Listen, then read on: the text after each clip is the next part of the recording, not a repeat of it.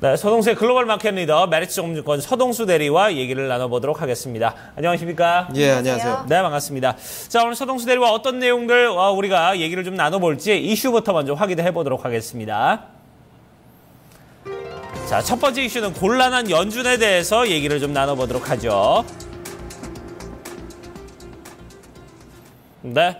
자, 연준 지금 고민이 클 겁니다. 올해 뭐 금리 인상을 하겠다는 얘기는 분명히 했는데 던져놓고 나니까 지금 전체적으로 글로벌 시장 상황이 좋지 않은 모습입니다. 이러니까 좀 명분이 좀 없어지는 듯한 이런 느낌이에요. 예, 맞습니다.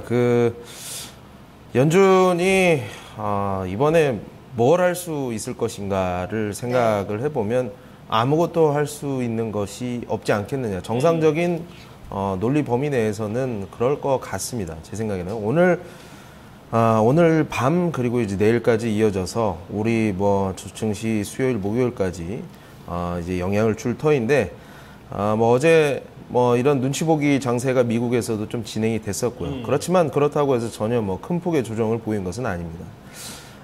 지금 연준 입장에서는 대내외 경제, 그러니까 국제적으로 봤을 때는 어떻게 보면 전 세계 경제의 축이라고 할 수 있는 유로존이라든가 일본, 중국, 미국 다 그냥 좀 시원찮은 상황이거든요. 네. 어떻게 보면 이제 중국 같은 경우는 이제 성장률 자체가 6.9%로 떨어진 상황, 그리고 일본 같은 경우 수출이 좀 둔화되는 모습들, 분명히 이제 124엔에서 120엔대로 좀 약간의 강세를 보이기는 했습니다만 여전히 120엔대는 상당히 좀 다른 통화 대비해서는 굉장히 싼 가격인데도 불구하고 이런 수출 경쟁력에 좀 의문점이 생기는 점들, 그리고 유로존 디플레이션, 유가 때문에 그런 거 아니냐라고 생각하실 수 있겠습니다만 어쨌든 유로존 경기 드라기 총재가 말했듯이 좀 상당히 우려가 큰 상황들, 전 세계 경기 둔화 우려가 증폭되면서 또 국내 고용이라든가 이런 부분에서 좀 삐그덕거리는 소리가 나니까 연준 입장에서는 들 수 있는 카드가 별로 없지 않겠느냐라는 생각이 좀 많이 드네요. 네. 지난주부터 그렇게 되면서 경기 둔화 우려감을 이제 주요국이 인정을 하고 또 부양책을 내놓게 되면서 정말 연준 혼자 긴축 정책을 내놓을 수 있겠느냐, 정말 그런 목소리들이 많았었잖아요. 이번에 좀 가능성이 희박하긴 합니다. 외신 쪽에서는 어느 정도로 점을 치는지, 또 시기에 대한 언급은 또 어떻게 나올 거라고 보는지. 일단 10월 달에는 거의 불가능하다라는 쪽으로 다 기울고 있는 것 같고요. 네. 일단 월스트리트저널 따르면 미국 펀더멘탈 데이터가 최근 들어서 좀 안 좋은 흐름들을 가져오고 있는 상황들 속에서 금리 상승 가능성 상당히 낮다라고 얘기를 하고 있고요. 일단 애널리스트들은 이제 아예 금리는 올리기는 상당히 쉽지 않다, 못 올린다라고 이렇게 보고 있고, 연준이 금리를 연내 인상하겠다라는 부분을 아무도 안 믿는 이런 상황들이라고 보시면 될 것 같고요. 네. 실제로 월스트리트에서 일하고 있는 트레이더들 같은 경우에도 실질적으로 연내 금리 인상은 좀 힘들 것 같고, 확률을 알아보는 서베이를 보더라도 10월달 금리 인상 확률은 8% 정도밖에 되지 않을 것이다라는 얘기를 하고 있고요. 12월달은 37% 정도인데 한 두 달 전까지만 하더라도 44%, 연초만 하더라도 50%, 60% 이렇게 됐던 이런 가능성 자체가 상당히 좀 많이 낮아져 있다라고 얘기를 하고 있습니다. 최근 들어서 이제 채권 관련돼서 미 10년 물 이제 만기 국채 수익률 같은 경우도 현재 이제 2.0% 거의 초반에서 계속 벗어나지를 못하고 있는 상황들을 계속 보여주고 있는데, JP모간 자체도 2.4%에서 2.25%로 컨센서스를 하향을 시켜놓은 상태이고요. 뱅크 오브 아메리카 같은 경우도 2.75에서 2.35까지 이렇게 내려놓은 상태들. 실질적으로 금리 오르게 되면 채권 가격이 오를 수밖에 없는데, 금리 안 오를 것 같으니까 채권 가격이 반영이 되지 않고 있다라고 보시면 될 것 같습니다. 네, 그래요. 전체적으로 지금 이렇게 좀 금리 인상에 대해서 부정적인 의견들이 거의 지배적인데, 그러다 보니까 이제 글쎄요, 시장에서의 어떤 흐름들을 이제 우리가 예상을 할 때, 글쎄요, 일단은 금리 인상 가능성에 대해서 희박하다는 걸 전제로 해서 이제 어떤 자산의 어떤 균형들이 크게 좀 흐름이 큰 변동이 없다고 이렇게 생각을 해야 되는지, 아니면 또 매번 우리가 이제 FOMC 회의 직전마다 또 이렇게 한 번씩 요동이 치지 않습니까? 그런 부분이 또다시 좀 반복이 돼야 되는 부분인지 이 부분에 대해서 참 예상하기 어렵습니다. 요동은 안 칠 것 같습니다. 이미 안 치고 있고요. 예. 요동을 친다면 FOMC 직전을 앞두고 한 1, 2주 전에 항상 반응을 보였던 증시들의 반응과는 달리 이번에는 전혀 반응을 보이고 있지 않죠. 물론 만약에 여기에서 금리 인상이라는 카드가 만약에 나오게 될 경우 시장은 단기적으로 쇼크를 받을 가능성도 분명히 있습니다. 근데 지금 우리가 보고 있는 컨센서스라든가 페드가 정상적인 생각을 하고 있다면 금리는 이번에 올리지 못할 것이다. 고용지표들이 좋아지는 것들을 확인하고 올리는 시점은 최소 12월은 돼야 가능하다라고 이렇게 보는 거고요. 네. 지금 FOMC라는 이 굉장히 큰 이벤트라고 생각을 할지 모르겠지만 굉장히 뭐 유명무실하게 전혀 아무렇지도 않은 이벤트가 될 가능성이 저는 상당히 크다라고 좀 보고 있습니다. 말들이야 FOMC 때문에 눈치 보기 장세가 계속 진행이 돼. 맞는 얘기도 맞아요. 그렇지만 이것 때문에 큰 하락이 나온 거나 이런 부분들은 없을 것이다. 금리 가능성 자체가 상당히 좀 희박하다라는 대전제 하에서 제가 이렇게 말씀을 드리는 거고요. 어쨌든 자산 가격이 최근 들어서 달러를 기준으로 해서 뭐 달러가 조금 강세를 보이다가 다시 좀 제자리로 돌아오려고 하는 회귀하려는 모습도 좀 보이고 있고요. 이머징 쪽에서도 이머징 통화 자체가 강세를 보이다가 조금 약세 국면으로 왔던 것들이 다시 또 반등을 하면서 강세 국면은 다시 진입을 할 수 있다. 이런 자산 가격의 균형점을 다시 찾아가는 그 기점으로 좀 작용을 하지 않겠느냐라고 이렇게 대략적으로 이렇게 보고 있는데 더욱 중요한 것은 지금 FOMC보다 더 중요한 게 있습니다. 그 타국의 통화 정책을 주목을 할 필요가 충분히 있다라는 게 제 생각인데요. 첫 번째 그림을 보시면요. 연준의 자산도 그렇고 맨 왼쪽 그림을 보시면 초록색이 연준 자산이고 유로존 자산, 이 하늘색으로 이렇게 나와 있는 부분 다 우상향하고 있습니다. 가운데 이제 BOJ, 주요국의 중앙은행 순자산들이 계속 늘어나고 있는 상황들, 유동성은 어느 정도는 계속 좀 연장이 되는 이런 모습들을 우리가 확인할 수 있다라는 측면. 그리고 이제 다음 그림을 보신다고 하더라도 이제 중국 같은 경우도 뭐 GDP가 우하향을 하자, 예금금리라든가 대출금리라든가 지준율 자체를 지금 하향을 하면서 통화를 좀 완화하는 정책들을 많은 국가에서 이미 큰 경제 축들을 담당하고 있는 국가들에서 계속 쓰고 있는 상황입니다. 여기에서 뭐 연준이 달러 강세를 하면서 자국 기업이라든가 자국 GDP 성장률을 저해시킬 수 있는 여기에서 더 말도 안 되는 베팅은 하지 않을 가능성이 상당히 크다. 이런 양적 완화 기조, 미국에다가 압박을 넣으면서 전 세계 증시는 계속 훈풍을 이어갈 가능성이 상당히 크다. FOMC라든가 오중전해로 인해서 좀 최근 들어서 좀 이렇게 단기적으로 올라와 있던 부분들이 약간 뭐 조정으로 올 수 있겠습니다만 이런 부분들은 우리가 매수 기회로 삼아도 되겠다라고 정리를 해드리겠습니다. 네, 최근 뭐 미국의 경제 지표들이 금리 인상에 대한 좋은 시그널을 주지 않고 있다라는 이야기들이 많았는데 사실상 크게 본다면 지금 주요국의 통화 정책 기조도 이에 한몫을 하고 있는 것 같습니다. 주요국 통화 정책들 대체로 통화 완화 기조를 꾸준히 이어가고 있는데 네. 이 분위기에서 연준은 과연 긴축 정책을 할 수 있을 것인가? 답은 글쎄로 이렇게 이야기가 나오고 있는데요. 이런 부분들 결국엔 연말까지는 유동성 장세로 이어지게 될 것이다라는 전망으로 정리를 해드리도록 하겠습니다. 네. 다음 이슈로 넘어가 보도록 하죠.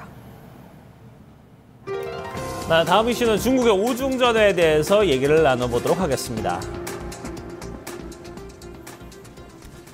네, 뭐 중국의 전 중앙위원회 전체 회의해서 이제 우리가 5차 전체 회의이기 때문에 오중전에 이렇게 얘기를 하는데 어떻게 보면 이제 중국의 한동안에 이제 향후에 그러니까 우리는 예전에 이제 뭐 무슨 경제개발 5개년 계획 이런 것들을 세웠었는데 중국도 마찬가지로 이제 5년 단위로 이런 계획들을 세우고 있습니다. 이런 부분에서 앞으로 이제 중국이 어떤 흐름으로 갈지 우리가 여기서 좀 짚어볼 수 있는 부분들이 많을 것 같아요. 맞습니다. 이제 뭐 5년 동안 이미 시진핑 그 정권이 계속 뭐 나라를 운영을 하고 있었고 앞으로 한 5년을 남겨놓고 있는 상황에서 어떻게 보면 이 5중전회가 이제 3중전회, 2년 전에 있었던 3중전회를 좀 검토를 하고 이런 뭐 앞으로 안 된 거는 뭐 다시 뭐 5중전회에서 다시 하면서 앞으로 5년 동안의 청사진을 좀 제시를 하고자 하는 부분들이거든요. 이런 것들이 지금 26일에서 29일까지 계속 지금 개최가 되고 있는데 제가 이거 다 끝나게 되면 그리고 이 내용 자체가 이제 다 뻔한 내용입니다. 제가 이제 뭐 1년 동안 줄창 말씀드렸던 부분들이 이제 함축돼서 나온다고 보시면 되겠는데 좀 드리고자 하는 말씀이 있어서 일단 좀 간단히 좀 정리를 해봤습니다. 네. 2016년부터 이제 2020년 앞으로의 청사진을 이번에 이제 그려놓고 내년 3월에는 그 경제 성장률에 대한 어떤 성장률 전망치도 이제 픽스시키게 된다라는 이야기들이 나오거든요. 이번에 그래서 따라서 이제 언급될 이야기들이 상당히 또 중요해지는 건데 성장률이 과연 하향이 조정이 될 것인가라는 이야기들도 많이 이목을 쏠리고 있고요. 이런 부분들과 전반적으로 어떤 부분을 봐야 될지 좀 이야기를 해주시죠. 레포트 몇 개만 뒤져보셔도 오중전에서 무슨 얘기가 오갈 것이냐라는 부분들은 누구나 지금 다 확인이 가능한 상황이거든요. 네. 일단 월스트리트저널 따르면 향후 5년간 이제 경제 구조 조정을 하는 데 있어서 상당히 좀 중요한 시기로 작용을 할 것이다라는 내용. 7% 성장률을 고수할 수 있을 것이냐, 네. 모두가 잘 사는 샤오캉 사회를 만들 수 있느냐, 아니면은 7%를 위해서 과잉 투자라든가 이런 부채 투자, 그러니까 부채를 늘려가면서 계속 과잉 인프라 투자를 하면서 7%의 숫자를 맞출 것이냐, 이런 것들 좀 얘기가 나올 것 같고요. 이제 이미 7% 성장률 7자의 고수를 하지 않겠다는 리커창 총리가 이미 밝혔고요. 그런데 재밌는 게 이제 오중전의 회의 내용이 해봐야 이제 내년 3월에 공개가 되는데, 공개가 될지 안 될지 그때도 모르지만 정확한 내용에 대해서 내용이 공개가 되기가 상당히 어려운 부분에도 있음에도 불구하고 최근 증시 반응이 조금 엉뚱한 대로 좀 가고 있는 경우들이 좀 많아서 좀 준비를 해봤습니다. 네.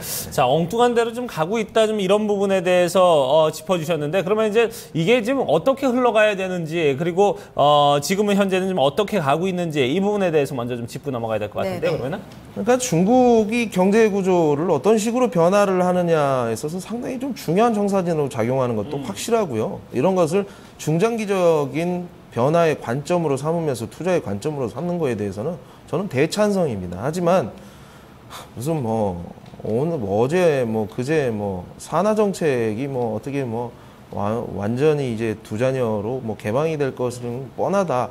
그거 누가 모릅니까? 모르는 상황인데 이 단기적으로 이게 시장에다가 아주 지저분한 이 단기 트레이딩 관점에서 이렇게 접근하는 투자자들이 너무 많다 보니까 이런 건 좀 하지 마시라는 말씀을 드리고 싶어서 오늘 이렇게 좀 말씀을 드리는데요. 네네. 그림을 보시면요. 일단 2013년 18차 삼중전에서 제시됐던 이런 주요 정책이라든가 개혁안들, 여기에서 굉장히 많은 것들이 있습니다. 공유제, 민간 기업으로 국유 기업을 개혁을 하고 민간 혼합으로 가져간다. 인구 정책을 지금 이미 소수민족은 세 자녀도 허용을 하고 있는 곳이 있고, 딸만 있으면 아들 하나 더 가진다거나, 민족별이라든가 그 성별로 조금씩 다자녀 정책을 조금씩 많이 열어놓은 상태입니다. 이런 것들, 인구 정책 변동이라든가, 금융개혁, 이제 위안화 최근 들어서 SDR SDR 편입을 위해 가지고 기축통화로서의 지위를 좀 가져가려고 하는 이런 중국의 의지로 요즘에 뉴스플로우를 통해서 잘 확인을 하실 수가 있는데요. 이러한 부분들, 농촌, 농민, 초우 개선, 환경보호, 부동산, 이런 관련해서 굉장히 많은 부분들이 되는데, 이런 것들 또 안 된 부분들, 이 초록색으로 이렇게 표시된 이 부분들은 또 이 오중전에서 좀 더 자세하게, 그리고 또 다른 부분들이 좀 더 추가가 돼서 갈 터인데, 제조업 2025 해서 최첨단 산업으로 구조를 IT 기업들 이런 걸로 바꾼다라는 측면이라든가, 1대1로 전략, 이런 것들 나오면서 이렇게 정리를 하는 거거든요. 관련해서 산하정책 풀리는 거 맞고요. 산하정책 풀리게 되면서 신생아들이 한 해 500만, 600만씩 더 태어나는 것도 알겠는데, 그게 하루 이틀 새에 3분기 영업이익이 100%가 늘어나고 200%가 늘어나고 이런 흐름들, 물론 기대감에 의해서 형성이 될 수 있겠습니다만, 하루 이틀 이렇게 가는 부분에다가 트레이딩 관점에서 접근을 하는 거는, 지금 와서 따라잡는 거는 전혀 의미가 없다. 제가 봤을 때 오중전에 끝나고 나서 거긴 다 또 썰물이 드러나면서 빠질 가능성이 상당히 커 보이고, 안 떨어질 수 있어요. 안 떨어질 수 있는데, 그거 떨어지면 누구 책임을 질 거냐 이거죠. 그래서 이런 부분 하지 마시고요. 전체적으로 중국이 어떻게 변화하느냐, 여기를 보면서 내가 10년을 앞을 바라보고 네. 투자를 하겠다. 이런 식으로 접근을 하면은 좋겠다라는 네. 말씀 좀 드리겠습니다. 네. 네. 중국의 앞으로의 흐름 5개년 계획을 통해서 어떤 밑그림을 그리고 있느냐 이것을 보는 그 관점에서 오중전은 상당히 중요하겠습니다. 그렇죠. 하지만 지금 국내 증시나 관련해서 이 관련주들이 급등 양상을 이어가고 있는데 여기에 헛된 기대감으로 트레이딩 관점을 보는 것은 조금 위험할 수 있다는 부분 저희가 언급을 해드렸습니다. 네. 이 관련 전략을 좀 참고를 해보시면 도움이 되실 것 같습니다. 자, 오늘 이슈는 여기서 좀 정리를 해드려야 될 것 같네요. 글로벌 마켓 리더 메리츠온금증권 서동수 대리와 이야기 나눴습니다. 감사합니다, 대리님. 네, 감사합니다. 고맙습니다.